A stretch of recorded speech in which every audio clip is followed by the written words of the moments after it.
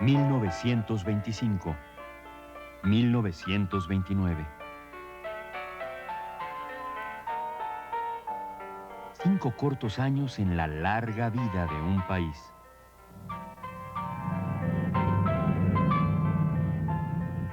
Un lustro en que sueños y esperanzas, promesas y realidades, y como en las letras de Agustín Lara, también los desengaños, se mezclaban en torno a una revolución que se consolidaba como gobierno, literatura, muralismo, opción política a largo plazo y muchas otras cosas que dejaron huella.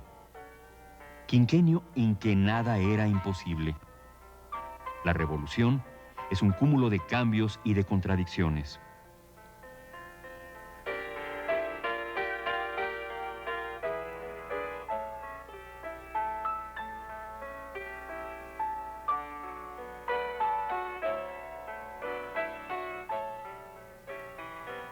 Más de 14 millones de mexicanos, la mayoría dedicados a las labores del campo, son testigos o bien partícipes de los acontecimientos del momento.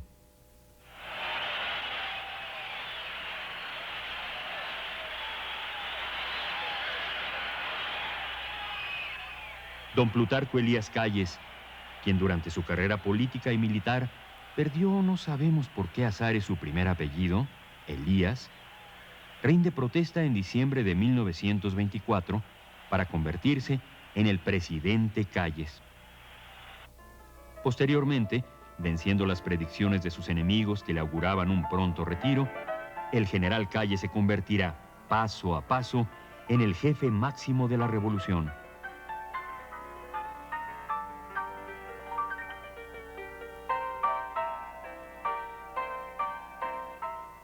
De buenas intenciones está poblado el camino del cielo.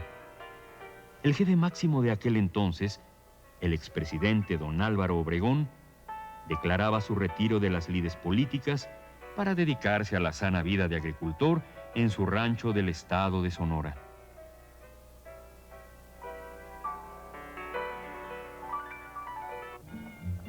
Gente que prosperaba con la revolución hecha gobierno, los caudillos militares, se habían convertido en parte de la élite que podía darse el lujo de comprar residencias en las colonias aledañas al Paseo de la Reforma y, claro, ser los principales clientes de cabaretes y restaurantes exclusivos. El ejército revolucionario contaba para entonces con 79,000 hombres y, aunque parezca excesivo, 14,000 de ellos eran oficiales.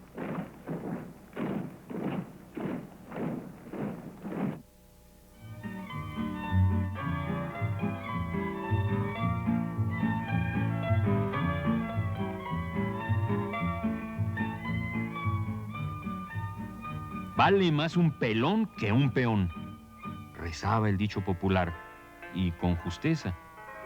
Un pelón, o sea, un soldado raso, ganaba 1 peso con 50 centavos diarios, mientras que un obrero solo alcanzaba 1 peso de paga por su jornal.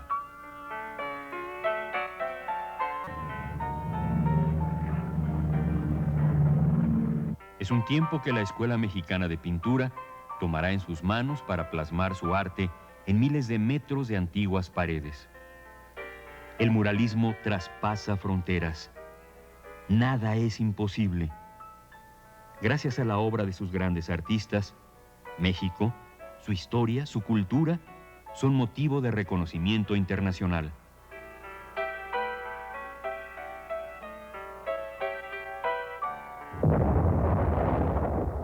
Otra revolución hecha gobierno trazaba su camino. Al fallecer Lenin, líder indiscutible de la revolución soviética, las pugnas al interior del Partido Comunista alcanzan niveles de drama. Trotsky, creador del ejército revolucionario, es obligado a optar por el exilio. En contra de lo previsto, Stalin hará emerger de las ruinas una gran nación. La URSS avanza para convertirse en una de las 2 grandes potencias del siglo XX. José Stalin tiene el poder y lo ejerce. El cine soviético crea grandes obras maestras. Eisenstein impacta al mundo con el acorazado Potiemkin. Águila o sol. Capitalismo y socialismo son los lemas y las realidades, el enfrentamiento que se inicia encabezado por los dos grandes, la Unión Soviética y los Estados Unidos.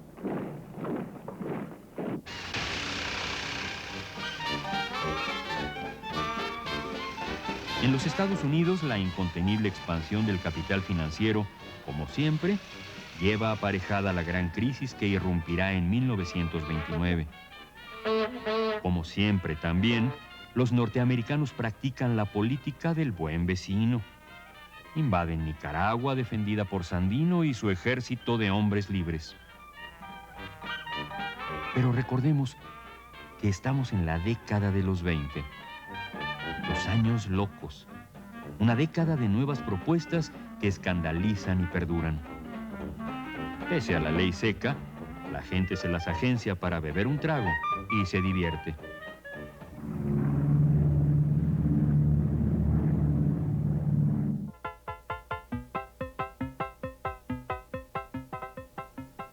En México, la institucionalización del ejército se acelera.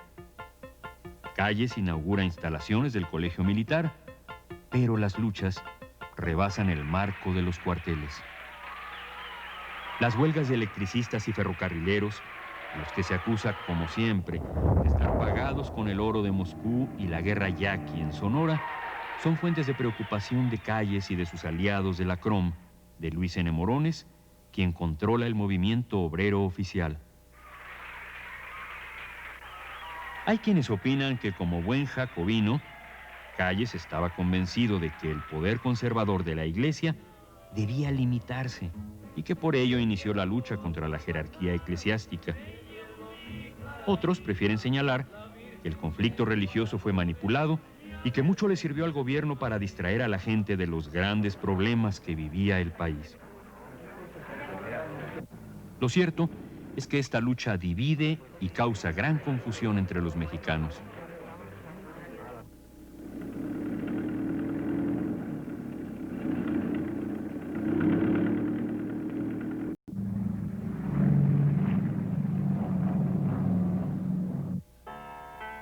En la cultura, la política, en varios campos de la vida social, las mujeres se abren paso frente al tradicionalismo.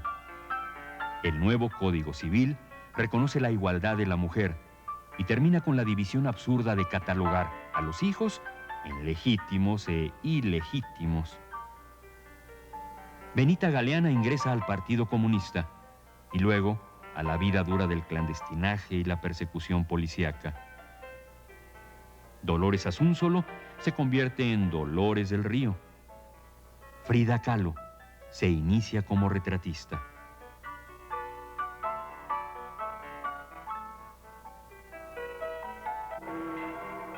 Ante una ley que limitaba las actividades de los sacerdotes para llevar a cabo los oficios religiosos y el asesinato de varios católicos a manos de los golpeadores de la CROM, el conflicto estalla en 1926.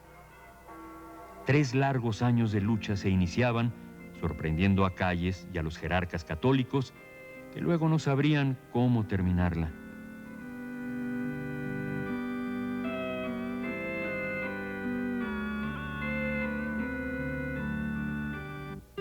La negativa de las empresas petroleras a someterse a los dictados de la Constitución y a las disposiciones del nuevo gobierno son la causa de otro gran conflicto. Las broncas llegaron a tal nivel que si por un lado, como ha sido su costumbre, los yanquis amenazaban con la invasión militar, por el otro, Calles no se dejaba amedrentar. Sus órdenes al general Lázaro Cárdenas fueron terminantes. Si algún soldado yanqui pisa el territorio nacional, los pozos petroleros deberán arder en un incendio que ilumine hasta Nueva Orleans.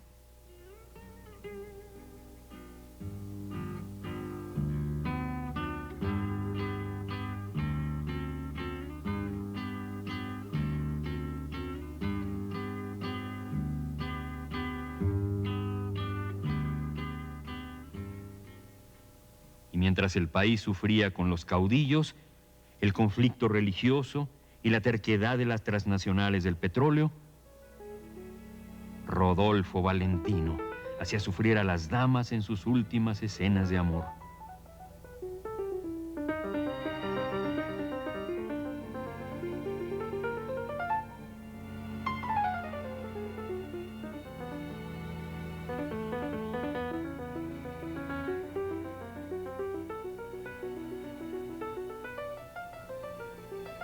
Su súbita muerte conmociona a sus seguidoras. En un sepelio que envidiarían reyes, estadistas y muchos supuestos ídolos del pueblo, el gran divo se despide. Quedan para la posteridad y el culto sus imágenes en el celuloide.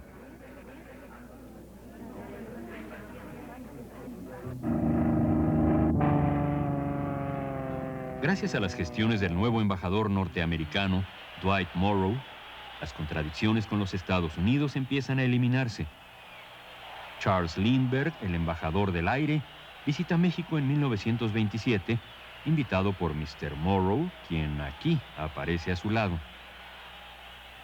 La visita del famoso aviador parece rubricar el acuerdo que, en beneficio de los magnates petroleros, aprueba el gobierno de Calles. A cambio, terminan las hostilidades de Washington y se apoya a México en cuestiones como deuda externa, venta de armas y un mejor trato comercial.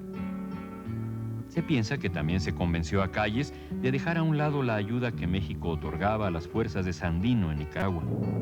Los rumores de la época dicen que junto con Lindbergh llegaron aviones para el Ejército Federal. Desde ese momento, no solo bendiciones les cayeron del cielo a los ejércitos cristeros y demás rebeldes.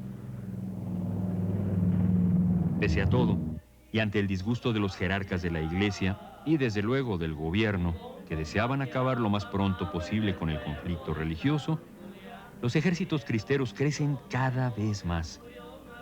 Miles de campesinos pobres de los estados del centro del país se les unen. A diferencia de los levantamientos de los caudillos, en que se obligaba a la gente por medio de la leva a sumarse a la tropa, la lucha en defensa de la religión cada día suma más adeptos. Por su parte, los obispos, arzobispos, cardenales y hasta el Vaticano veían cómo su poder y hasta su credibilidad se debilitaban en una guerra que ya no controlaban. Incluso el Papa niega su bendición a los combatientes que se han radicalizado. Bueno, business are business.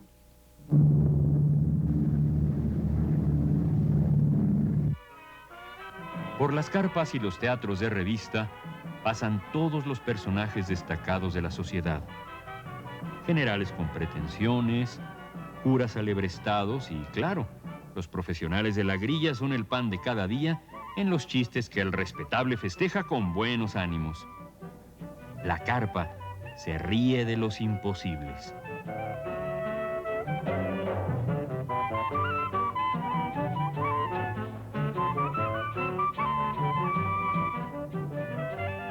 Señor, ¿cómo, señor alcalde? Eso no. ¡Ah, calla! Respeto a la autoridad. Que me traigan mi bastón. En el ruedo se celebraban los triunfos de Gaona.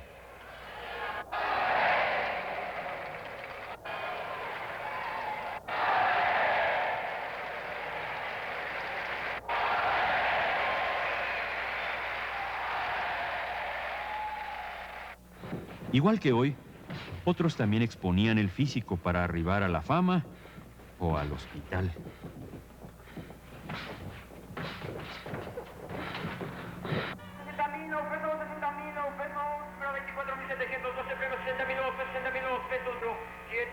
Número 37.572, premio 6.000 pesos, 3, 7, 5, 7, 2... Ay, vieja, si le pego al gordo, te compro el castillo de Chapultepec.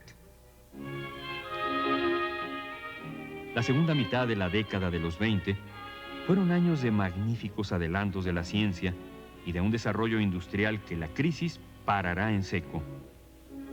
Aparato cultural, industria, la comunicación masiva crece y penetra. Porque nunca me habían visto enamorado, yo te Te juro que yo mismo no comprendo el por qué tu mirar me ha fascinado. Cuando estoy cerca... En 1926 se instala una línea telefónica directa de la Casa Blanca en Washington hasta el Palacio Nacional en la capital de la República.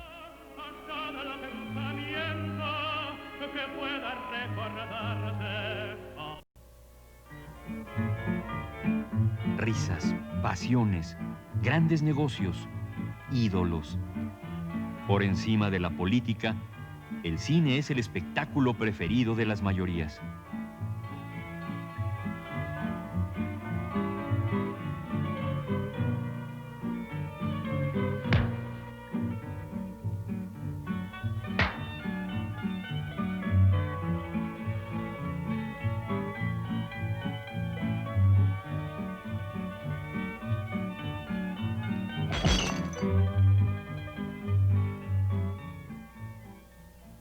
En provincia se hacen grandes filmes. Gabriel García Moreno realiza en Veracruz El Puño de Hierro y El Tren Fantasma.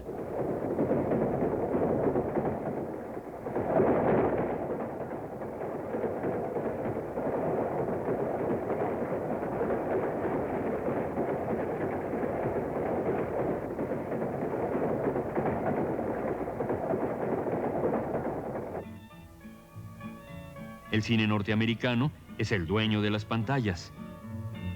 El genio de Buster Keaton en La General.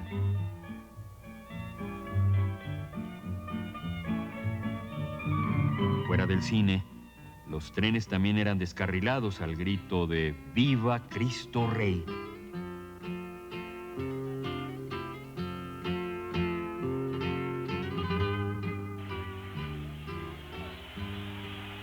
Ante el anuncio de Álvaro Obregón de abandonar sus labores de agricultor para reelegirse como presidente de la República, surge la oposición.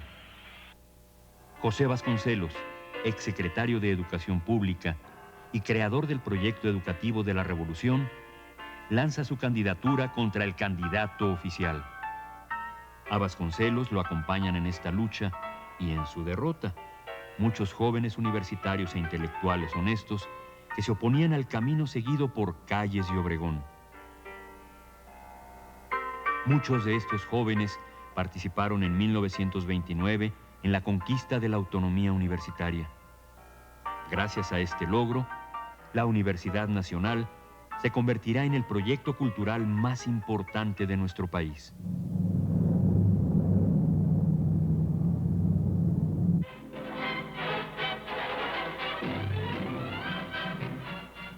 Escenario de las luchas por el poder, la Ciudad de México había crecido tanto que ya rebasaba la inimaginable cifra del 1.000.000 de habitantes.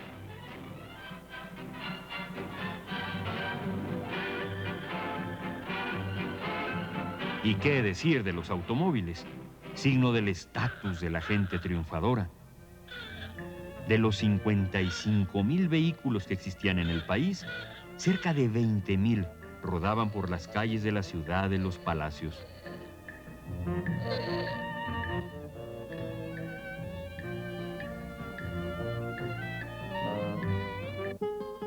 La nostalgia por el campo dominaba el panorama musical. Tatanacho, Esparza Oteo, Guti Cárdenas y otros desde la capital le cantan a la provincia. Su canto tiene reminiscencias de maíz. Yo sé que nunca besaré tu boca de púrpura encendida. Volviendo a la política, los generales Francisco Serrano y Arnulfo R. Gómez presentan su candidatura a la presidencia de la República en lo que se interpreta como un acto de franca rebeldía en contra de Calles y Obregón. Acosados por el poder central, que reprime a sus partidarios y sin otra alternativa, Serrano y Gómez caen en la trampa y deciden levantarse en armas. Con 40 generales serán pasados por las armas en una verdadera masacre que se inicia con la famosa matanza de Huitzilac. La sangre corre, pero la paz se fortalece. ¿Quién manda en el país? ¿Quién ordenó los ajusticiamientos de Huitzilac? ¿Obregón? ¿Calles? ¿Obregón y Calles?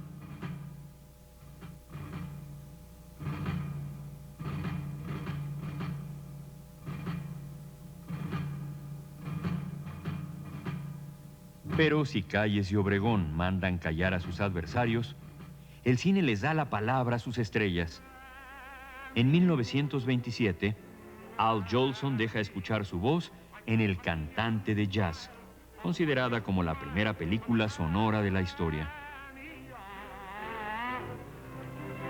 Mary, my little Mary, the sunshine beats, the sunshine sweats, but I know where the sunshine sets. If I'm not around, Benny, Mary, I'm coming. I hope I didn't make you wait. Mary, I'm coming. Oh, God, I hope I'm not late. Mary, don't you know me? It's a little crazy. I walk a million miles for one of your smiles, but I